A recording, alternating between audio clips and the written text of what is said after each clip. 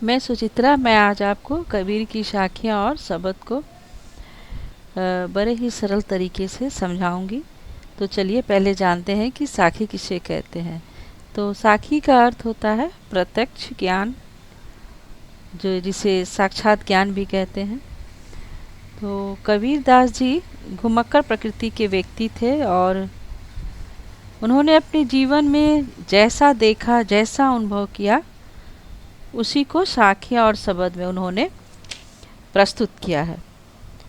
तो कबीर अत्यंत उदार, निर्भय तथा सद्गृहस्थ संत थे। राम और रहीम की एकता में विश्वास रखने वाले कबीर ने ईश्वर के नाम पर चलने वाले हर तरह के पाखंड, भेदभाव, कर्म कांड का खंडन किया है।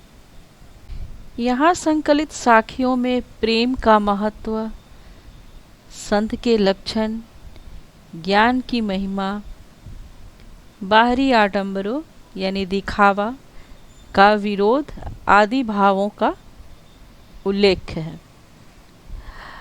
पहले शब्द में बाहरी आडंबरों का विरोध एवं भीतर ही ईश्वर की प्राप्ति का संकेत है, यानी हम ईश्वर की प्राप्ति हम अपने अंदर ही कर सकते हैं। तो दूसरे शब्द में ज्ञान की आंधी के रूपक के सहारे ज्ञान के महत्व का वर्णन है। कबीर कहते हैं कि ज्ञान की सहायता से मनुष्य अपनी कमजोरियों से, दुर्बलताओं से मुक्ति पा सकता है। तो चलिए पहला साखी पढ़ते हैं। मानसरोवर सुभर जल, हंसा केली कराही, मुक्ता फल मुक्ता चुगे, अब उड़ी अनंत न जाही। तो पहले कुछ कठिन शब्दों के अर्थ देखते हैं। मानसरोवर एक झील है, लेक है जिसका पानी पवित्र माना जाता है, जो निर्मल और स्वच्छ है। और यह झील कैलाश पर्वत के निकट है, नज़दीक है, ऊंचाई पर है। यह सुभर का अर्थ होता है अच्छी तरीके से भरा हुआ, मुक्ता फल मोती, अनंत और कहीं जाने की अभिलाषा नहीं। तो एक मान्यता के अनुसार हंस को महात्मा पक्षी कहा गया है और कहा जाता है कि इसमें इतनी शक्ति होती है कि ये पानी और दूध को अलग कर सकता है। तो और यह मोती खाता है। तो ऐसा कुछ तो होता नहीं है, बस यह इसे हम कहानियों में देखते हैं। तो चलिए इस साखी का अर्थ देखते हैं। तो मानसरोवर झील में जो हंस पक्षी है उसमें क्रीड़ा कर रहा है, यानी खेल रहा है, और मोती के दाने को चुग रहा है, यानी खा रहा है। उसे इस सरोवर के निर्मल जल में मोती रूपी दाने को चुगकर इतना आनंद आ रहा है कि अब उसे कहीं और जाने की इच्छा नहीं है।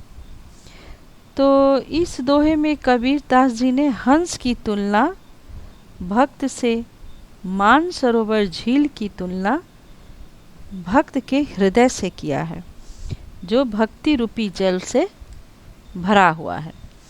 तो जिस प्रकार हंस झील के निर्मल जल में क्रीड़ा करते हुए मोती का दाना चुगता है और उसे अब कहीं जाने की इच्छा नहीं होती, उसे यहाँ इतना आनंद आता है कि अब कहीं जाने की उसके अंदर अभिलाषा ही नहीं रहती। तो कबीर दास जी यहाँ कह रहे हैं कि उसी प्रकार जब एक मनुष्य ईश्वर की भक्ति में मग्न हो जाता है, तल्लीन हो जाता है, तो वह अपने हृदय रूपी मानसरोवर में क्रीड़ा रूपी साधना करते हुए तथा भक्ति रूपी मोती को चूगते हुए उसे इतना आनंद आता है कि उसका मन कहीं और जाने को नहीं करता। तो कहने का मतलब है कि ईश्वर की भक्ति में जब मनुष्य लीन हो जाता है, मग्न हो जाता है, तब उसे और कुछ पाने की अभिलाषा, इच्छा उसके अंदर नहीं रह जाती है। प्रेमी ढूंढत मैं फिरों, प्रेमी मिले न कोई, प्रेमी को प्रेमी मिले सब विषमृत होय। तो कबीरदास जी यहाँ कह रहे हैं कि वे अपने प्रेमी यानी ईश्वर की खोज में चारों ओर भटक रहे हैं, पर उन्हें उनकी प्राप्ति नहीं हो रही है। अब है प्रेमी को प्रेमी मिले सब विषमृत होए। तो दूसरा प्रेमी यहाँ ईश्वर को कहा गया है, जो अपने भक्त से प्रेम करते हैं, तो स्नेह करते हैं, इसलिए उन्हें प्रेमी कहा गया है। जो भक्त अपने ईश्वर से प्रेम करता है, स्नेह करता है, ईश्वर भी उससे स्नेह करते हैं। तो जब वे अपने प्रेमी यानी कबीरदास जी जब अपने ईश्वर से मिल जाते हैं, उन्हें ईश्वर की प्राप्ति हो जाती है, तो उनके अंदर जो भी विष यानी जहर, जहर की तुलना यहाँ दुख दर्द से की गई है, वे सब अमृत यानी सुख में बदल जाता है। कहने का तात्पर्य है कि जब उन्हें सच्चा ज्ञान प्राप्त हो जाता है, तो दुनिया की बुराइयां उनके अंदर से खत्म हो जाती है। हस्ती चरिए ज्ञान को सहज दुलीचा डाड़ी, स्वान रूप संसार है भूखन दे झक मारे। यहाँ हस्ती हाथी को कहा गया है, और दुलीचा रहता है जिस पे हम लोग बैठते हैं, आसन। स्वान कुत्ते को, भूखन भौंकना, और झक मारी लास्ट में हार कर, अंत में हार कर चुप हो जाना। तो यहाँ एक उदाहरण दिया गया है हाथी और कुत्ते का। तो आप लोगों ने देखा ही होगा कि जब हाथी किसी गली से, मोहल्ले से या गांव से गुजरता है, तो बहुत सारे कुत्ते क्या होते हैं, निकलकर उस पर भौंकने लगते हैं, पर वह जो है अपने मंजिल को जाता ही रहता है, वह उसके भौंकने का कोई उत्तर नहीं देता है। और लास्ट में वो जो कुत्ते रहते हैं वो हार कर चुप हो जाता है और हाथी चला जाता है। तो कबीरदास जी यहाँ यही सीख देना चाह रहे हैं कि संसार के द्वारा किए जाने वाली निंदा की परवाह किए बिना हमें अपने लक्ष्य को पाना चाहिए और ज्ञान की मार्ग पर चलना चाहिए। तो यहाँ हाथी की तुलना ज्ञान से की गई है, और श्वान की तुलना है संसार से। तो यहाँ कहा गया है कि आप ज्ञान रूपी हस्ती पे, हाथी पे साधना रूपी दुलीचा यानी आसन डालकर सवारी कीजिए। और यह संसार तो एक कुत्ते के समान है जो भौंक कर चुप हो जाएगा।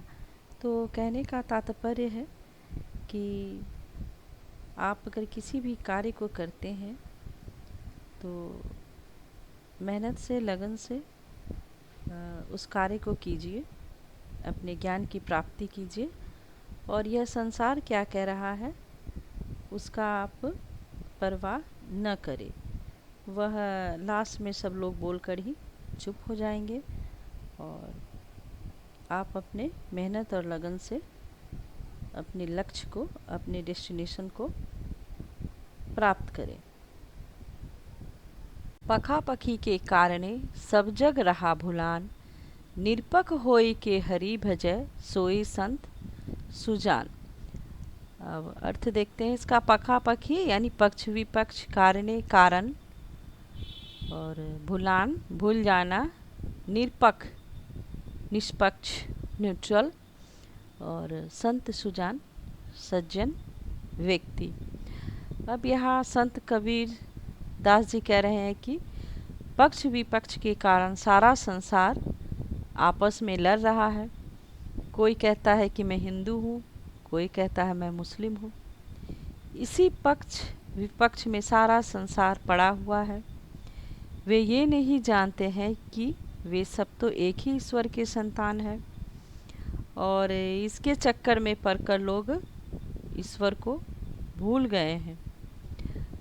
जो व्यक्ति इन झंझटों में न पड़ के निष्पक्ष यानी न्यूट्रल होकर ईश्वर की उपासना करता है, सही माने में वही सज्जन व्यक्ति है। हिंदू मुआ राम कही, मुसलमान खुदाई, कहे कबीर सो जीवता, जो दोहू के निकटी न जाई। तो कही कहना और खुदाई यानी ईश्वर गॉड, जीविता जीवित जिंदा है, दोहू दोनों, निकट पास। तो इन पंक्तियों में कबीरदास जी कह रहे हैं कि हिंदू राम राम का नाम तथा मुसलमान खुदा खुदा का नाम जपते हुए अपनी पूरी ज़िंदगी को बिता देता है, मर जाता है और उन्हें कुछ भी हासिल नहीं होता। असल में वही व्यक्ति ही जीवित है, जिंदा है, जो इन दोनों की बातों से अपने आप को अलग रखता है। उसके लिए तो ईश्वर एक ही है। तो जीवित के समान, जिंदा व्यक्ति के समान वही है जो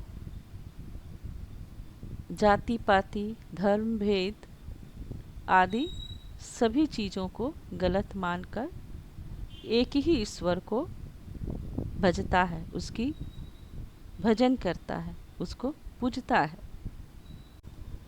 काबा फिरी काशी भया, राम ही भया रहीम, मोट चून मैदा भया, बैठी कबीरा जीम। तो काबा ये मुस्लिम का तीर्थ स्थल है, काशी ये हिंदू का तीर्थ स्थल है जिसका नाम अभी बनारस है। और भया मीन्स हो जाता है, मोट चून यानी आटा जिससे हम रोटियां बनाते हैं, और मैदा वो होता है जिससे और आटे को महीन पीसा जाता है। और कबीरा जीम यानी कबीरदास जी खा रहे हैं। तो यहाँ कहा गया है कि काबा काशी में बदल जाता है और राम रहीम में, और मोट चून यानी आटे को जो है कबीरदास जी बैठकर खा रहे हैं। तो इस दोहे में कबीरदास जी ने हिंदू मुसलमान के आपसी भेदभाव को नष्ट करने का संदेश दिया है। वे कह रहे हैं कि जिस मनुष्य को सच्चा ज्ञान प्राप्त हो जाता है उसके लिए तो ईश्वर एक है। वह काबा जाकर उनकी आराधना करे या काशी, उसके लिए सभी बराबर है। उसके लिए राम और रहीम में कोई भेद नहीं रहता, दोनों बराबर ही होते हैं। तो जब हम गेहूं को पीसते हैं तो क्या बनता है, वो मोटा आटा बनता है, और उस आटे को और महीन बारीक पीस लेते हैं तो वह मैदा बन जाता है, जिसका यूज़ हम नमकीन और मिठाइयाँ बनाने में करते हैं। तो ये आटा और मैदा, आता तो एक ही जगह से है, गेहूं से है। तो कबीरदास जी यहाँ बता रहे हैं इस दोहे के माध्यम से कि हम सब मनुष्य उस एक ही ईश्वर के संतान हैं और हम सभी आते हैं उसी एक ईश्वर के। यहाँ से हमारे में कोई भेद नहीं है। ऊंचे कुल का जन्मिया, जे करनी ऊंच न होई, सुबरन कलश सुरा भरा, साधु निंदा सोई। तो ऊंचे कुल यानी बड़े वंश में, और जन्मिया जन्म लेना, करनी कर्म, सुबरन यानी सुबरन कलश सोने की कलश, सुरा शराब, साधु सज्जन व्यक्ति, निंदा करना बुराई करना। तो यहाँ कबीरदास जी कह रहे हैं कि ऊंचे कुल में जन्म लेने से ही हम बड़े नहीं बन जाते। अगर हमारी करनी ऊंची नहीं होती है करनी सही नहीं होती है, तो हम उस कलश में भरी हुई शराब के समान है, जिसकी निंदा सज्जन व्यक्ति, अच्छे व्यक्ति करते हैं। तो कहने का आशय यह है कि ऊंचे कुल में जन्म लेने से ही व्यक्ति महान नहीं बन जाता, उसके अच्छे कर्म ही उसे महान बनाते हैं। अगर हम ऊंचे कुल में जन्म लेते हैं और हमारा कर्म सही नहीं रहता है, तो लोग हमारी निंदा करते हैं। जिस प्रकार सोने की कलश में शराब भरी रहती है, तो उस शराब की निंदा ही होती है।